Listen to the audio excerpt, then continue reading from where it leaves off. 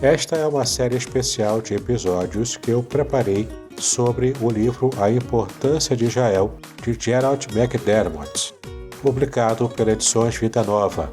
Na descrição deste episódio, você poderá adquirir o livro na versão impressa ou na versão digital a um preço especial.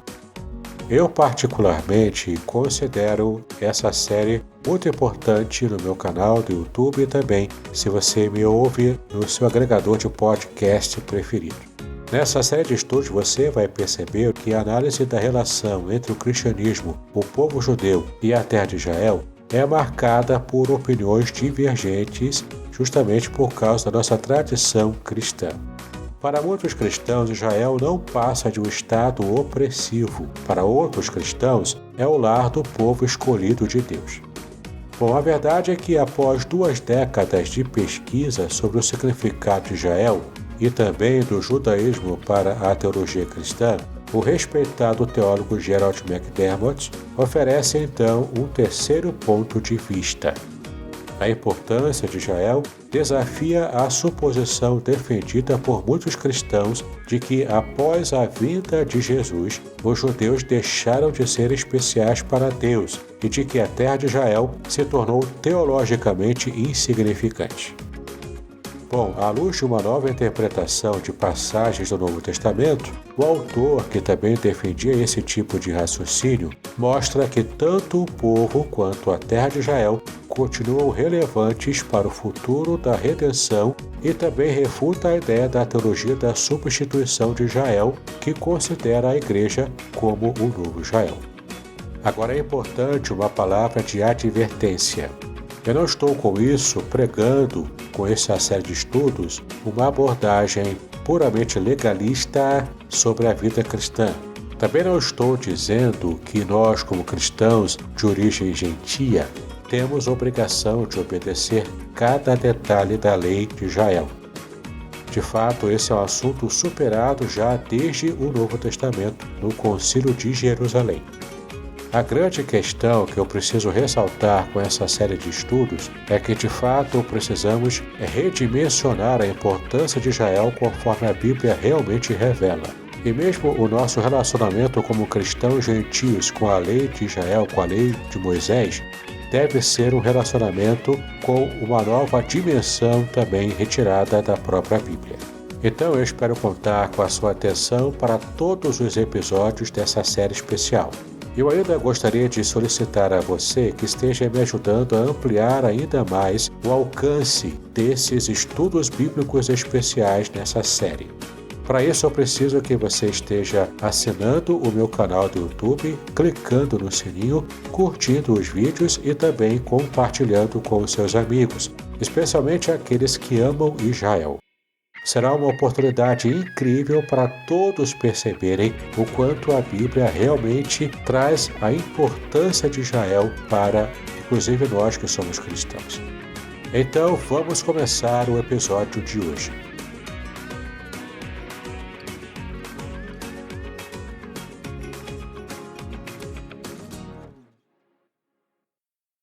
Manutenção do direito à terra, mesmo quando sob disciplina. Contudo, se a posse da terra jamais foi garantida, o direito a ela era garantido. Os profetas disseram que mesmo durante aqueles tempos em que a desobediência de Israel havia resultado na perda da terra, esta ainda pertencia a eles. No exílio, Jeremias disse que Deus havia prometido trazê-los, que era naturalmente o povo de Israel, trazê-los de volta à sua própria terra que dei a seus pais. Confira em Jeremias capítulo 16, versículo 15 e veja também Jeremias capítulo 12, de 14 a 17. Deus também disse ao profeta Ezequiel que havia desviado o povo de Israel do seu próprio solo porque eles o haviam corrompido com seus costumes e obras. A sua conduta aos olhos de Deus era como a impureza de uma mulher em seu período menstrual. Foi por isso que ele os espalhou entre as nações. No entanto, estava chegando o tempo, disse Deus, em que ele os tomaria de todas as nações e os ajuntaria vindos de todos os países e os traria para a sua própria terra. E você pode conferir todas as informações que eu acabei de falar agora em Ezequiel capítulo 36, do versículo 17 ao 19 e depois o versículo 24. Bom, nas palavras de um estudioso do assunto, Israel podia perder a terra e de fato a perdeu, porque não cumpriu a sua parte, que era viver em lealdade a Yahweh. Contudo, a terra era inalienável no sentido de que não podia ser tomada à força de Israel. Ao desobedecer, porém, Israel a perdeu. Os profetas no exílio lançaram mão do direito inalienável de Israel à terra e anunciaram o retorno do exílio à terra porque, disseram, ela ainda lhes pertencia por justiça. Como o direito à terra podia ser perpétuo e a posse não ser perpétua? A razão é que havia diferentes alianças que dependiam da aliança abraâmica principal. Conforme mencionado anteriormente, a aliança abraâmica era a aliança básica, a que tanto Jesus quanto Paulo se referem. Ela era incondicional. Deus disse a Israel que sempre seria o seu Deus e que estava lhes dando uma terra que seria deles para sempre. Todavia, a aliança mosaica estipulava que o direito de desfrutar da terra e de outras bênçãos dependia da obediência de Israel. É por isso que a aliança que Deus fizera com Abraão era cheia de promessas do tipo eu farei, mas a aliança com Moisés era cheia de deveres e exigências que obrigavam o povo a alguma coisa. Ou seja, essa frase comum, vocês devem fazer isso e aquilo. A promessa a Abraão era que Deus daria à sua família uma terra para sempre.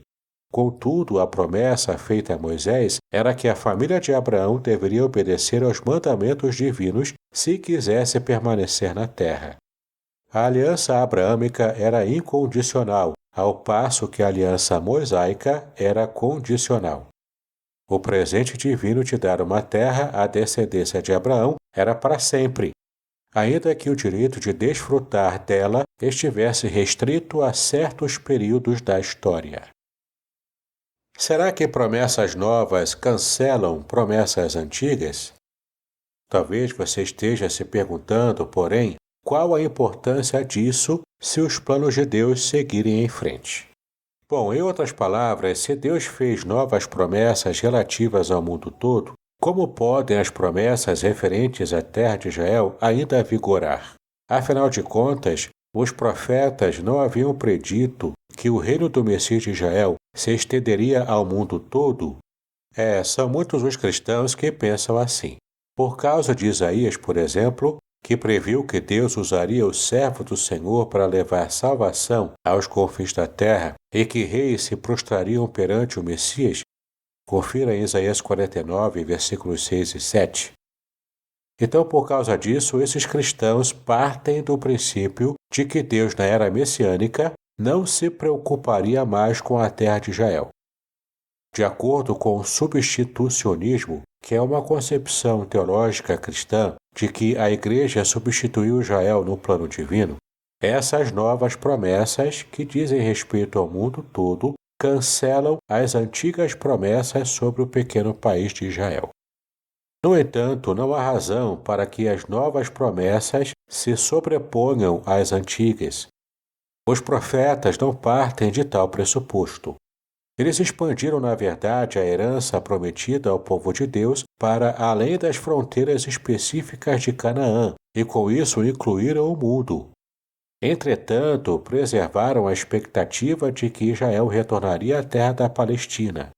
Bom, não podemos concluir que os profetas revogaram essa promessa. Em outras palavras, nos profetas encontramos novas promessas feitas em torno do Messias e do seu reino mundial. Mas essas novas promessas não anulam, em hipótese alguma, as promessas mais antigas de uma terra específica para um povo específico. A ampliação da promessa não é sinônimo de abrogação.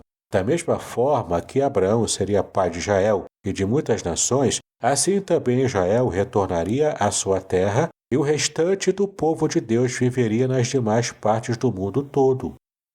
Então, Deus é perfeitamente capaz de honrar os dois conjuntos de promessas. Afinal de contas, isso está de acordo com o seu modo de agir, alcançar o universal por meio do particular. Deus sempre quis levar a salvação ao mundo todo e sempre usou pessoas em particular e um povo em particular, que é Israel, para fazer isso.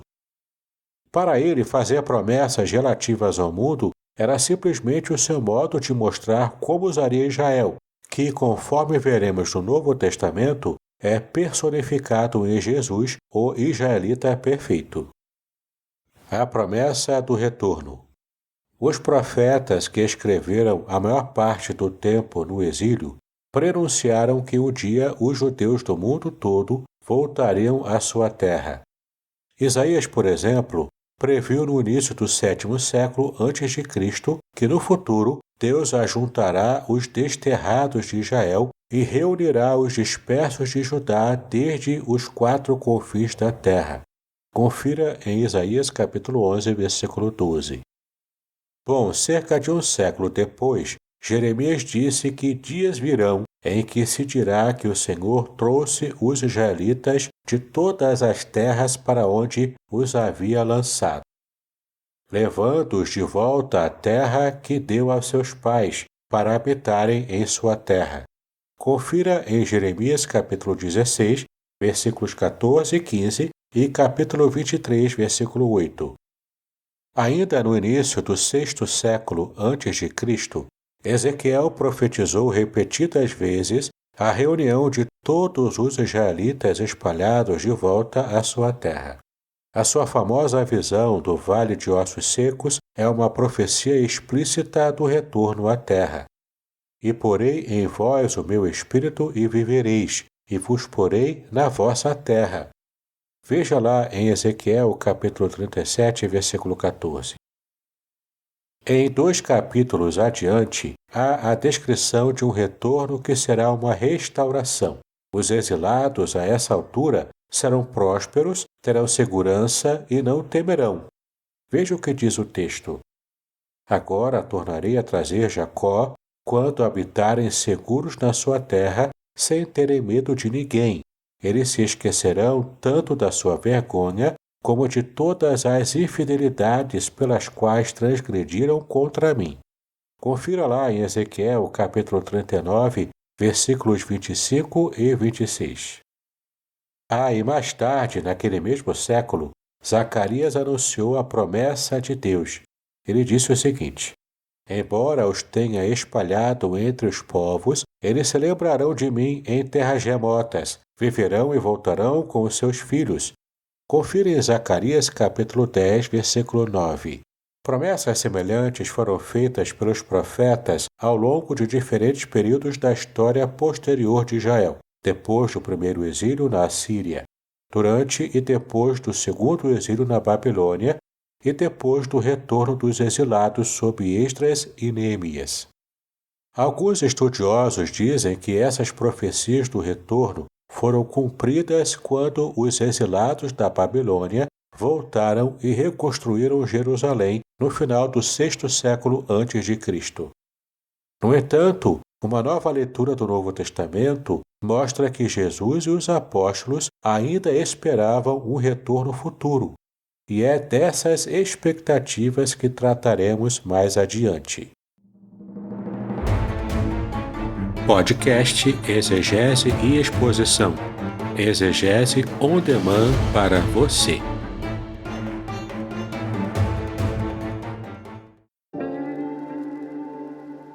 Shalom! Aqui é o Davidson Pignon. Eu ajudo pastores e líderes cristãos a fazer estudos bíblicos na igreja sem ter problemas com interpretações bíblicas erradas. Então, se você está pensando em compreender a sua Bíblia com segurança, não deixe de assistir a mais conteúdos como este aqui neste canal. Sionismo no Novo Testamento? Examinando mais de perto o Novo Testamento, perceberemos um futuro para o povo e para a terra de Israel. Muitos estudiosos cristãos admitem a presença do sionismo no Antigo Testamento. Mesmo os mais contrários ao sionismo admitem que Deus prometeu uma terra a Abraão e a sua descendência. Contudo, esses especialistas dizem que a vinda de Jesus mudou tudo isso. Segundo eles dizem, Jesus enviou seus discípulos ao mundo todo, não apenas a Israel. Ele prometeu a seus discípulos que, quanto a herdarem a terra, seria a terra toda. Afinal de contas, não é isso que ele diz nas bem-aventuranças? Ele disse: bem-aventurados os humildes, pois herdarão a terra. Mateus capítulo 5, versículo 5. O argumento deles segue o seguinte pensamento: o Antigo Testamento dizia respeito a uma terra em particular e a um povo em particular. O Novo Testamento, porém, diz respeito a um Salvador do mundo todo. Então, Deus não está mais preocupado com esse povo reduzido e com a diminuta terra de Israel. Ele é um Deus grandioso que se preocupa com o mundo todo. Se há alguma terra reservada por ele para o seu povo, essa é a terra toda, no novo céu e na nova terra que virão. Será que Jesus estava começando uma nova religião? A maior parte dos cristãos que recorre a essa bem-aventurança para se opor ao sionismo também acha que Jesus veio para começar uma nova religião. Alguns dizem que o judaísmo dos dias de Jesus estava corrompido, que havia chegado a um beco sem saída e que Deus estava começando tudo de novo, por assim dizer, com o seu Messias. Mas segundo essa concepção, o que havia de errado com o judaísmo do primeiro século? A resposta que os cristãos costumam dar é que o judaísmo era uma religião de obras, segundo a qual Deus nos salva por nossa retidão moral. Jesus então veio com as boas novas de que Deus, ao contrário dessa ideia, nos salva pela graça, uma dádiva gratuita que não depende dos trapos imundos das nossas tentativas de obras. Deus então nos aceita em sua família, apesar de nossa indignidade, e o faz única e exclusivamente por causa do seu amor. Bom, e outra variante desse pensamento é a de que o judaísmo nada sabia de uma relação pessoal com Deus, o Pai Celestial, e Jesus então veio para nos introduzir nessa relação pessoal. Só que os rabinos e outros estudiosos judeus protestaram durante séculos, argumentando que nenhuma dessas proposições era de fato verdadeira. Em resumo, eles diziam assim: como é possível alguém dizer que cremos na salvação por meio de obras? Uma criança judia de colo ingressa na aliança ao ser circuncidada no 8º dia do seu nascimento. O que ela fez para merecer isso? E por que Deus escolheu Israel? Talvez os méritos de Abraão, Isaque e Jacó tivessem alguma relação com isso. Mas como é que nós, milhões de judeus, nos juntamos à aliança que Deus celebrou com eles? Da mesma maneira como aquele bebê, antes de termos feito qualquer coisa para merecer isso. Bom, isso se dá por meio do que vocês chamam graça. Ora, é evidente que cremos que para permanecer na aliança, temos de obedecer às mitzvot, que são os mandamentos de Deus. Mas não foi isso o que disse Jesus, fundador da religião cristã. Se quiserdes permanecer no meu amor, guardareis os meus mandamentos. Confira em João capítulo 15, versículo 10. Bom, e o relacionamento pessoal com o Deus de Israel? Vocês não leram o Salmo de número 23? Não veem o quanto amamos a expressão "O Senhor é meu pastor"? E também a quantidade de comentários que os rabinos escreveram sobre a maneira pela qual Deus se relaciona de forma pessoal com os seus filhos e filhas da aliança? Então perceba aqui como um judeu típico reagiria a essas afirmações cristãs que nós acabamos assimilando sem nem mesmo perceber e refletir um pouco mais sobre elas. Mas a verdade é que os protestos dos judeus não foram ouvidos. Veio então o Holocausto.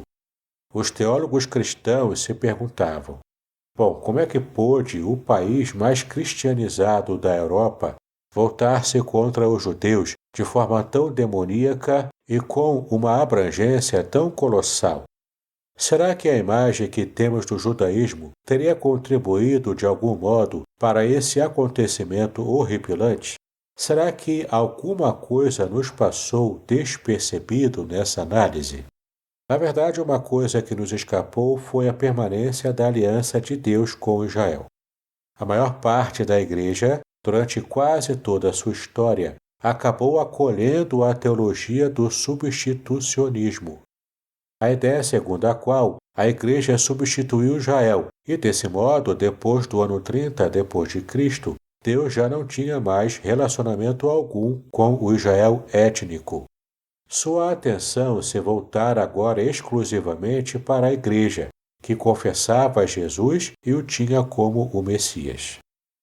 Mas foi então que estudiosos cristãos como Karl e Markus Barth, Cranfield, Peter Stumacher e vários estudiosos evangélicos começaram a ver que uma leitura imparcial da Epístola aos Romanos de Paulo exigia que se fizesse uma crítica ao substitucionismo. Eles perceberam que uma leitura objetiva das cartas de Paulo jamais poderia chegar à conclusão de que a Igreja havia tomado o lugar do povo judeu. Eles observaram ainda que o Novo Testamento jamais chama a Igreja de o Novo Israel. Impressionante, não é verdade? Jesus queria restaurar as 12 tribos. Outras pesquisas sobre Jesus, lideradas por estudiosos como Sanders, John Mayer, Ben Mayer e, mais recentemente, N.T. Wright, descobriram que Jesus era muito mais judeu do que os cristãos haviam imaginado, o que coloca em dúvida a suposição de que ele começara uma nova religião. Especialistas apontam que Jesus queria renovar a aliança nacional de Israel e não fundar uma nova religião. Ele queria restaurar as 12 tribos, que trariam o reino de Deus a Israel e por meio de Israel, uma vez que a salvação deveria vir por meio dos judeus. Confira em João capítulo 4, versículo 22. Ora, se as nações quisessem ser salvas, tinham de se associar a Israel. Os discípulos de Jesus achavam que ele estabeleceria um reino que devolveria o controle da terra à nação judaica. Em parte, eles foram guiados pela predição de Jesus de que um dia Jerusalém o receberia de braços abertos. Veja como ele disse: Jerusalém, Jerusalém, desde agora vos digo que de modo algum me vereis, até que venhais a dizer: bendito o que vem em nome do Senhor. Confira em Mateus capítulo 23, do versículo 37 ao 39. Contudo, se muitos estudiosos começaram a notar que Jesus era muito mais judeu do que jamais imaginaram, e que também Paulo achava que a aliança de Deus com Israel prosseguia, apesar da cruz e da ressurreição de Cristo, havia também outros estudiosos e boa parte deles eram cristãos. Para eles, as atitudes de Jesus e de Paulo em relação ao Pentateuco, especialmente a lei, mostram que houve uma ruptura fundamental entre o judaísmo e aquele novo movimento de Jesus.